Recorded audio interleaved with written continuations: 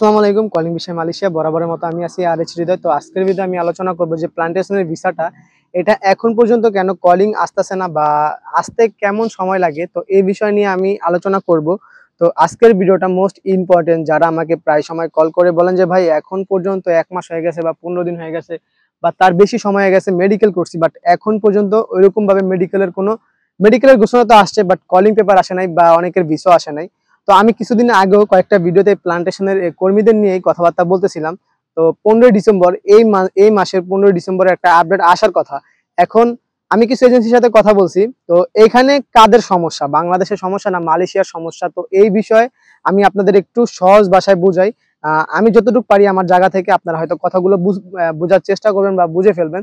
এর একটা কারণ হচ্ছে যে আমরা সবাই জানি যে সবাই মনে করি যে বাংলাদেশ থেকে হয়তো দুর্নীতি হচ্ছে বা বাংলাদেশ থেকে হয়তো ভিসার প্রসেসিংটা একটু ঝামেলা হচ্ছে। জিনিসটা এমন না। এটা হচ্ছে মালয়েশিয়ার যে ইমিগ্রেশন যেখান থেকে প্রসেস হয় ভিসা বা কলিং এর, ওইখান থেকে এখন পর্যন্ত কোনো কলিং দেয় নাই। কেননা মালয়েশিয়াতে ইমিগ্রেশন থেকে যেসব বাংলাদেশ থেকে যেসব এজেন্সি গুলার ঘোষণা আসছে ওইখানে কিছু সংখ্যক এজেন্সি আসছে। তো তাদেরও যারা মেডিকেল করাইছে তাদের কর্মীদেরও কোনো কলিং পেপার আসে নাই। তার মানে কি বোঝা গেল, এখানে ক্লিয়ারলি বোঝা গেছে যে আপনার মালয়েশিয়ার যে ইমিগ্রেশন এখান থেকে হয়তো কোনো কলিং হস্তান্তর করা হয় নাই বা বাংলাদেশে পাঠানো হয় নাই। যদি পাঠানো হতো তাহলে অবশ্যই তাদেরও কিন্তু পেতো। তো এখন কথা হচ্ছে আমি যতটুকু এখান থেকে জানতে পারছি যে প্রায় 50-60 হাজার বা তারও অধিক সংখ্যক মানুষ প্লান্টেশনে আসার জন্য আগ্রহ হচ্ছে। বাট অনেকে মেডিকেল করাইছে 1 মাস 15 দিন এরকম বসে আছে। তারপরও তাদেরকে এজেন্সি আশা দিয়ে রাখতেছে। এটা কেন দিয়ে রাখতেছে? তারা হয়তো এখান থেকে কোনো আপডেট পাচ্ছে বা আমরা এখান থেকে যেটা আপডেট পাচ্ছি যে 15 ডিসেম্বরের পর আপনার যে কলিং বা ভিসা এটা তাড়াতাড়ি মানে শীঘ্র এজেন্সির কাছে পৌঁছে দিবে। তো দেওয়ার পর হয়তো খুব শীঘ্রই তাদের কার্যক্রমগুলো শুরু হতে পারে।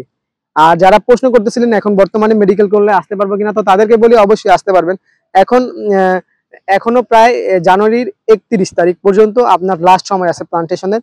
তো আশা করা যায় 15 ডিসেম্বরের মধ্যে যদি ভিসা বের হয়ে যায় বা তারপরেও যদি হয়ে যায় এই মাসের 20 তারিখ মেবি 25 তারিখ পর্যন্ত যদি ভিসা আপনার কলিং পেপার এসে পড়ে, এরপর ভিসা আসতে বেশি দিন সময় লাগবে না এবং ফ্লাইটও দিতে পারবে এজেন্সি। যদি ভিসা আসে তাড়াতাড়ি তাহলে সেক্ষেত্রে ফ্লাইটও কাটা যায় তাড়াতাড়ি। তো যারা প্লান্টেশনে আসবেন আমি তাদের কাছে একটা রিকোয়েস্ট করব, যদি আপনার ধৈর্য থাকে বর্তমানে এই টাইমটা আসাটা একটু রিস্ক, কেননা অনেক এজেন্সি এখন আপনাদের সাথে দুর্নীতি করতে পারে। তো আপনার ওইরকম যদি আপন বা যদি দালাল দিয়ে আসেন সেক্ষেত্রে বলবো আপন নিকটস্থ আশেপাশে যদি কেউ থাকে তাহলে আসেন, বা ওইরকম কোনো অচেনা এলাকার মানুষের মাধ্যমে আসেন না। বাট আর যদি এজেন্সি যাচাই বাছাই করতে যান সেক্ষেত্রে বলবো যে মালয়েশিয়াতে অনেকেই আছে যারা আমার মতো কন্টেন্ট ক্রিয়েট করে।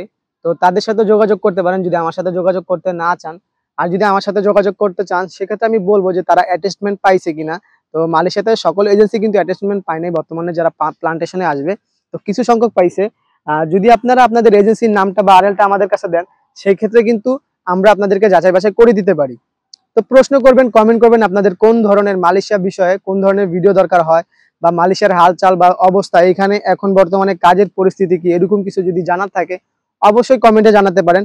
আমি চেষ্টা করব কাজ থেকে ফ্রি হয়ে যত তাড়াতাড়ি সম্ভব আপনাদের সকল প্রশ্নের উত্তর দিব আর তথ্যগুলো কালেক্ট করার। তো আপনারা কেউ উল্টাপাল্টা মন্তব্য করবেন না, কারণ এখন বর্তমানে মালয়েশিয়ার একটু সিচুয়েশন খারাপ, সেজন্য হয়তো আমাদের কথাগুলো আপনাদের কাছে ভালো লাগতে নাই পারে। তো চেষ্টা করি আমি আমার জায়গা থেকে যতটুকু আমি নিজে এখান থেকে তথ্য পাই অতটুকু আমি আপনাদের কাছে শেয়ার করার আর গুছিয়ে বলার। তো আর কি বলবো, আর চাচ্ছি না মানে বেশি কথা বলে ভিডিও বড় করি। তো এই ছিল আমার আজকের মতো ভিডিওটি ভালো লাগলে অবশ্যই চ্যানেলটি সাবস্ক্রাইব করবেন। ফেসবুক থেকে দেখে থাকলে লাইক কমেন্ট শেয়ার করবেন। তো দেখা হবে পরবর্তী ভিডিওতে। সে পর্যন্ত সবাই ভালো থাকবেন, সুস্থ থাকবেন। আল্লাহ হাফেজ।